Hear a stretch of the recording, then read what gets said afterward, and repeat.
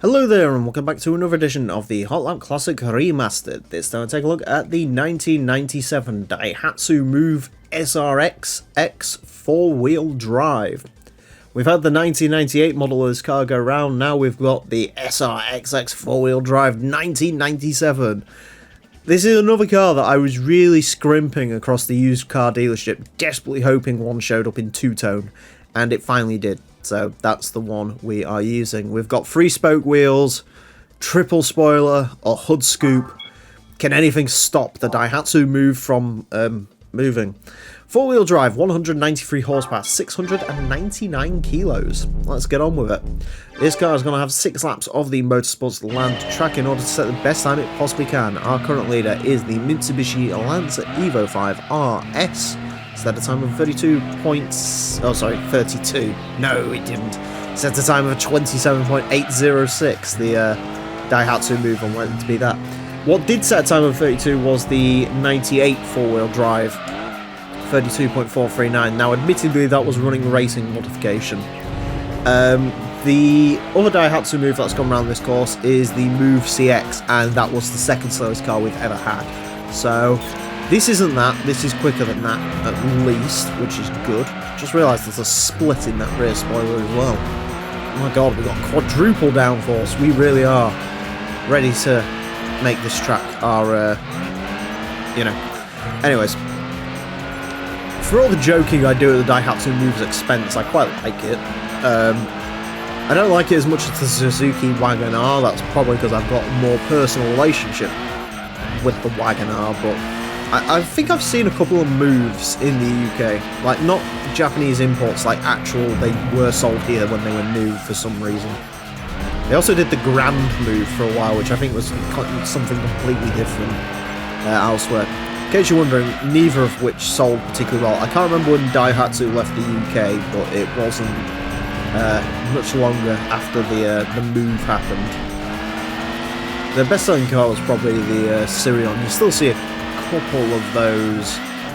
Oh, sorry, not the Sirion, the Daihatsu Charade, as it became known as eventually. I think because they, I don't know, didn't want to ruin the Sirion name or something.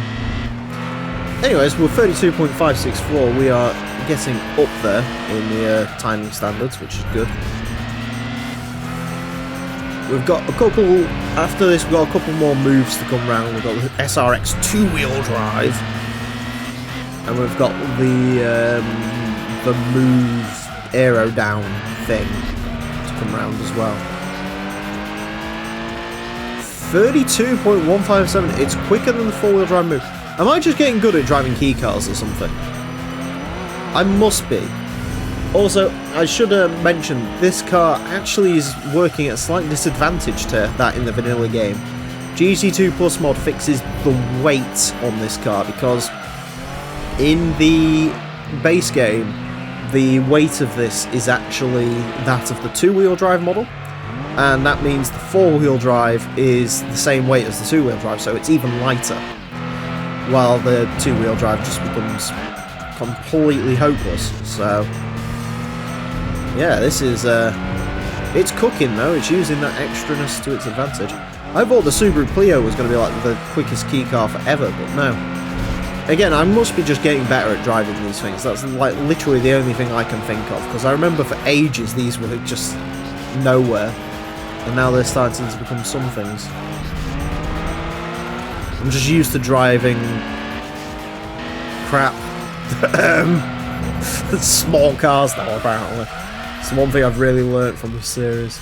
32.157, that certainly is a time on the leaderboard. That's very quick, naturally.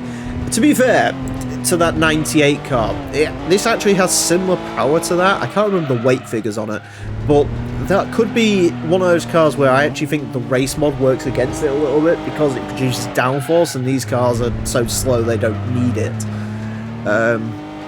That's sort of my game theory, anyways. Whether it's true or not, I don't know.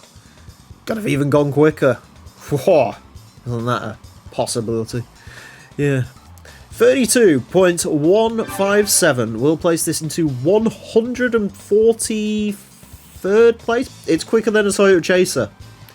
Good. Quicker than Daihatsu Terios Kid. As I mentioned, it's about 0.3 up on the equivalent Move 98, which isn't as interesting looking as this one is. Does lose slightly to the Subaru Plio, but then again, the Subaru Plio was monstrously quick, so... No, good effort from the Daihatsu move, and I do think the Daihatsu moves, at least for now, they're definitely looking like they're going to thrash the Suzuki Wagon-Rs in the battle for wardrobe superiority.